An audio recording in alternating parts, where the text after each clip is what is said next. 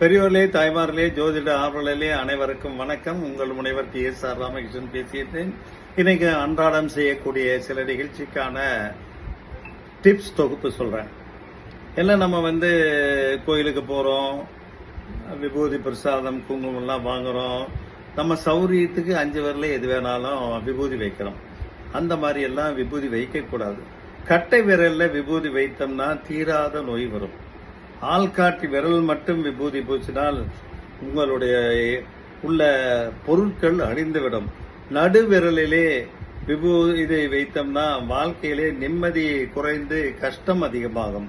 மோதிர விரலிலே நம்ம இது பண்ணோம் அப்படின்னம்னா விபூதி பூசினால் வாழ்க்கையிலே நிம்மதியான வாழ்க்கை உண்டாகும்.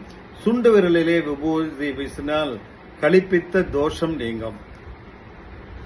வாஸ்துப்படி பாத்தீங்கன்னா இந்த பொன்சாய் மரம்லாம் எப்ப வைக்கலாம், எங்க வைக்கலாம்னு சில டிப்ஸ். வாஸ்துப்படி வீட்டுல சில மரங்கள் வைத்தால் சண்டை சச்சரவு நீங்கி அமைதி உண்டாகும். அதுபோல பொன்சாய் மரம் வீட்டுக்குள்ளே வைத்து வளர்த்தால் நேர்மறையான சக்திகள் ஈர்க்கும். ஆனால் இது மெதுவாக வரக்கூடியது என்பதால் அவை மந்தமான வளர்ச்சியை பிரதிபலிக்கும். அதனால் போன்சாய் மரத்தை வீட்டுக்குள் வைத்து வளர்ப்பதை விட அலுவலக அறையில தென்கிழக்கு அல்லது தென்மேற்கு மூலை, ஈசானிய மூலை அல்லது நெருதி மூலை வைப்பது சிறந்தது. அதே மாதிரி நிறைய பேர் வீட்டுல வலம்புரி சங்கெல்லாம் பூஜை அறையில வச்சிருக்காங்க. இந்த வலம்புரி சங்கை எப்படி வைப்பது, எப்படி உபயோகிப்பது என்று தெரிந்து கொள்ளலாம். வலம்புரி சங்கை தரையிலே வைக்க கூடாது.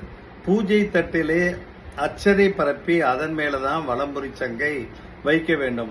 வலம்புரி சங்கை காலியாக வைக்க கூடாது. சிறிது தண்ணீர் அல்லது துளசி போட்டு தான் வைக்கணும். வலம்புரி சங்கு மேல எந்த விதமான தூசியும் படியாமல் அவ்வப்போது துடைத்துக் கொள்ள வேண்டும். பூஜை அறையில் உள்ள வலம்புரி சங்கு தொடர்ந்து பூஜையை செய்ய வேண்டும். இல்லைன்னா சங்குக்கு உண்டான மகத்துவம் குறைந்துவிடும். அதே மாதிரி செல்வம் நிலைத்து நிற்க சில சின்ன தவறை நம்ம அறியாம செஞ்சிட்டு இருக்கிறோம். அந்த தவறை நம்ம களைந்தோம்னாலே செல்வம் வீட்டிலே நிலைத்து இருக்கும். வீட்டுல செவ்வாய்க்கிழமை மற்றும் வெள்ளிக்கிழமையில வெண்ணெயை உருக்கக்கூடாது.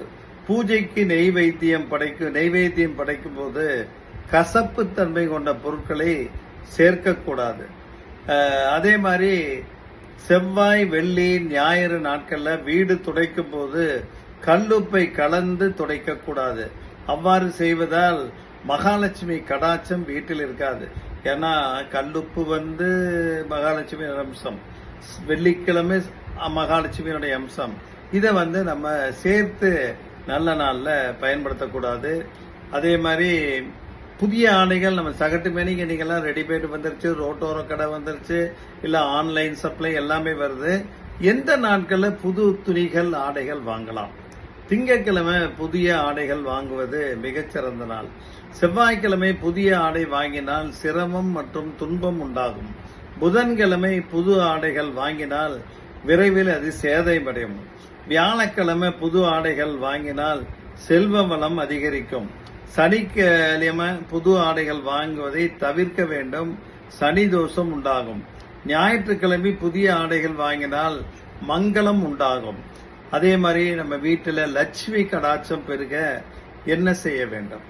வீட்டிலே உள்ள ஜீவன்களுக்கு உணவு அளிக்க வேண்டும். முக்கியமா பசுக்கள் இருந்தால் பசுவில் குபேரன் குடியிருப்பார். பூஜை அறையிலே சங்கு மற்றும் தாமரை பூ வைத்து வழிபாடு செய்யணும். வீட்டிற்கு வெளியே நெல்லி மரம் வைத்தல் நல்லது. டெய்லி வீட்டில் வாசல் கூட்டி சாணி தெளித்து மாக்கோலம் போட வேண்டும். தினமும் காலையில் எழுந்தவுடன் உள்ளங்கையை தேர்த்து பார்க்க வேண்டும். அப்புறம் பசு, கோவில் கோபுரம் அல்லது இறைவனின் உருவப்படத்தை வணங்கி அடுத்த காரியங்களை செய்ய வேண்டும். செவ்வாய் மற்றும் வெள்ளிக்கிழமையில பஞ்சமுக விளக்குகள் ஏற்ற வேண்டும். ஒரு விளக்கில 5 திரிகள் வைத்து விளக்கு எண்ணெய் அல்லது நெய் ஊற்றி ஏற்றினால் சிறந்த பலன்கள் கிட்டும். மாலை 6 மணிக்கு விளக்கு ஏற்ற வேண்டும். 1 மணி நேரம், காலையில 1 மணி நேரம், மாலையில 1 மணி நேரம் நம்ம அகல் விளக்கு இல்லைன்னா காமாட்சி தீபம் ஏற்றி இறைவனை வழிபாடு செய்வது நல்லது. எந்த வீட்டில் பெண் உயர்வாக நடத்தப்படுகின்றாலோ அங்கே திருமகள் குடியேறி இருப்பாள். அதே மாதிரி நம்ம அந்த விதி மாறும் சொல்றாங்க, தசாபுத்தி மாறினா விதி மாறும்னு சொல்றாங்க. இதனுடைய அறிகுறிகள் நம்மளுக்கு வாழ்க்கையிலே நடக்கக்கூடிய சம்பவங்களையே தெரியும். தாய் தந்தை முன்னோர்களின் கர்ம வினை முடியும் போதுதான் விதி மாறும். அதாவது கர்ம வினைக்கு எப்படி உங்களுக்கு துன்பம் ஏற்படுகின்றதோ அதே போல கர்ம வினை முடியும் போது அவர்கள் செய்த புண்ணியத்தை நம்ம அதற்கேற்ப பலன்கள் வந்து சேரும். தீய பழக்கங்களை கைவிட்டுவிட்டு ஆரோக்கியமான விஷயங்களை தேடி தேடி துவங்குங்கள். தீயவர்களை அடையாளம் கண்டு அவர்களை விட்டு விலகுங்கள். விதி மாறும் பொழுது உங்களுக்கு ஆன்மீகத்திலே நாட்டம் அதிகரிக்கும். தினமும் அதிகாலையிலே ஒரு குறிப்பிட்ட நேரத்திலே தூக்கம் நீங்கி கண் விழிப்பீர்கள். முருகப்பெருமானின் அருள் அல்லது சிவபெருமானின் அருள் கிட்டும். புரியாத சில விஷயங்கள் நீங்கி ஈர்ப்பு ஏற்பட்டு முருகப்பெருமானிடம் நாம் ஐக்கியமாவோம்.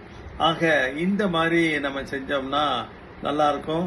சில பேருக்கு அங்க லட்சணம் பார்த்துட்டே இருப்பாங்க. மச்சம் இருந்தால் என்ன மாதிரி பலன் அப்படிங்கிற ஒரு யோசனை இருந்துட்டே இருக்கும். நெற்றியிலே மச்சம் இருப்பது விசேஷம். வலது கண்ணிலே மச்சம் இருந்தால் அதிர்ஷ்டம்.